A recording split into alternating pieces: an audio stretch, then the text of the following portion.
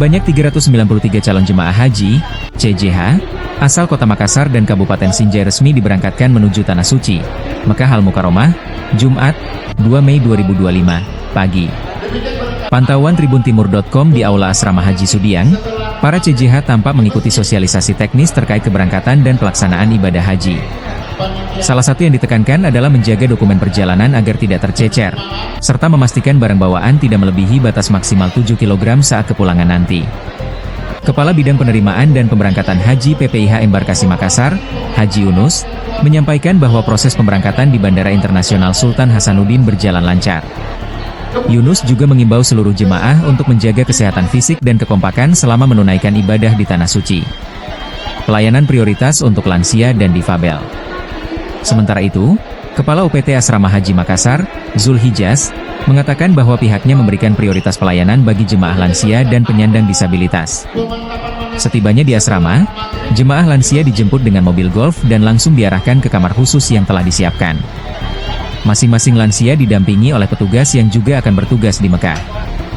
Selain itu, pelayanan kesehatan disiapkan selama 24 jam melalui sistem layanan satu pintu untuk memastikan seluruh jemaah mendapatkan bantuan yang cepat dan tepat. Baik, terima kasih. Assalamualaikum warahmatullahi wabarakatuh. Hari ini Kloter 2 Embarkasi Makassar telah kita berangkatkan menuju bandara sebanyak 393 jamaah.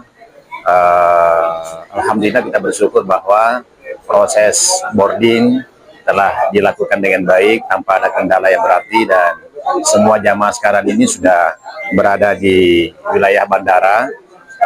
Secara beransur-ansur sudah mulai persiapan untuk naik ke atas pesawat. Insya Allah take off sebentar jam 12 siang.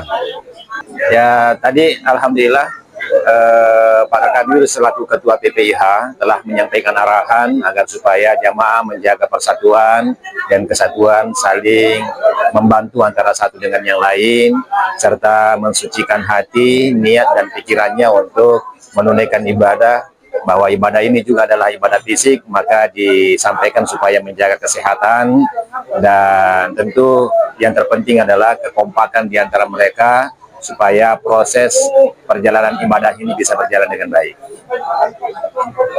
Download Tribun X sekarang, menghadirkan lokal menjadi Indonesia.